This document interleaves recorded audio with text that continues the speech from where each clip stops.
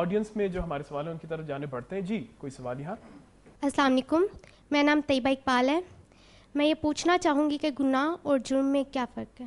گناہ اور جرم میں دیکھیں، جرم بالعموم وہ چیز ہے کہ جو آپ کسی اصول کی خلاف ورزی کرتے ہیں. وہ اصول قانون کی خلاف ورزی بھی ہو سکتا ہے، اور وہ اصول اللہ کا بتایا ہوا کوئی حکم بھی ہو سکتا ہے. وہ اصول کوئی اخلاقی ایسی بات بھی ہو سکتی ہے کہ جو آپ سے ایکسپیکٹ کی جا رہی ہے، آپ اس کو وائلیٹ کریں.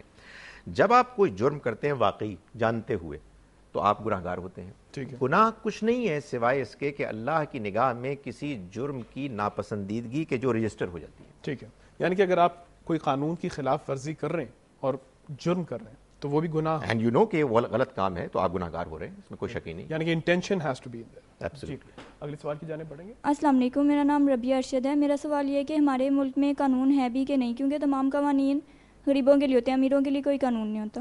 ڈاکٹر صاحب یہ بہت ایک پاپولر جملہ ہے جو ہر اس وقت جو دیکھ رہا ہوگا سنا ہوگا کہ ہمارے ہاں تو قانون ہی نہیں ہے. پہلی بات تو یہ، اور دوسرا جملہ بھی بڑا کامن ہے سر کہ قانون تو صرف غریبوں کے لیے. وہ ایک بڑا مشہور مثال ہے کہ جی چھوٹے کرمنلز کو ہم جیل میں ڈالتے ہیں، بڑوں کو اسمبلی میں بٹھا دیتے ہیں. یہ بھی ایک بہت پاپولر ڈرائنگ روم ٹاک ہے.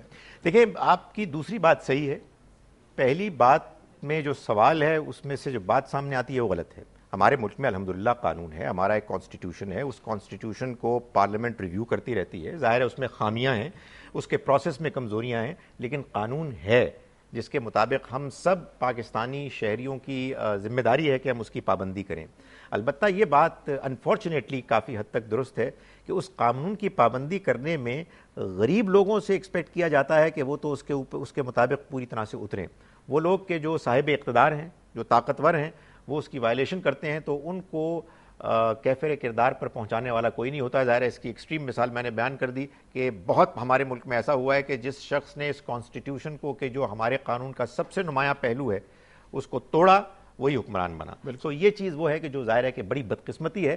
لیکن جیسا کہ ہم نے ڈسکس کیا کہ اب ہمارے معاشرے میں یہ شعور بیدار ہو رہا ہے کہ اس کو ہم آئندہ کسی صورت بھی برداشت نہیں کریں گے. ڈاکٹر صاحب ان دا پاسٹ اس طرح کے شعور کو جو پہلے بھی آیا ہے، لیکن میرے خیال سے مایوسی اس کے اوپر چھا گئی تھی.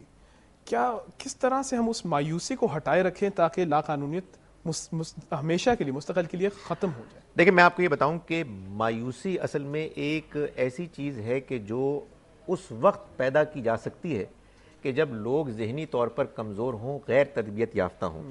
اگر ہمارے عام شہریوں کو اس بات پر آمادہ کر دیا جائے کہ ہمارا قانون اصل میں ہمارے تحفظ کا ضامن ہے اور اس کی خلاف ورزی کسی ایکسٹریم مایوسی کی صورت میں بھی برداشت نہیں کی جائے گی، تو کوئی پروپیگنڈا آپ کو متاثر نہیں کرے گا. آپ یقین جانیے کہ جب کبھی بھی قانون کو توڑ کر کچھ لوگ حکمران بننے کے بارے میں خواب دیکھتے ہیں تو وہ سب سے پہلی ٹرک یہ کرتے ہیں کہ وہ لوگوں کے اندر پروپیگنڈا کر کے مایوسی پھیلاتے ہیں. جب وہ مایوس ہو جاتے ہیں تو اس کے بعد وہ کہتے ہیں کہ جی ہم کیا کریں، ہمارے لیے اس کے سوا کوئی چارہ نہیں تھا کہ ہم اپنے ملک کو بچانے کے لیے حکمران بنیں. تو میں سمجھتا ہوں کہ مایوسی جو ہے وہ ایک ایسی چیز ہے کہ جو کمزور لوگوں میں پیدا ہوتی ہے اور ہمیں مضبوط بننا ہے بحیثیت قوم. بالکل مایوسی سے لڑیں، مایوسی کو بالکل چھانے نہ دیں اپنے اوپر، اور تاکہ لا قانونیت ختم ہو.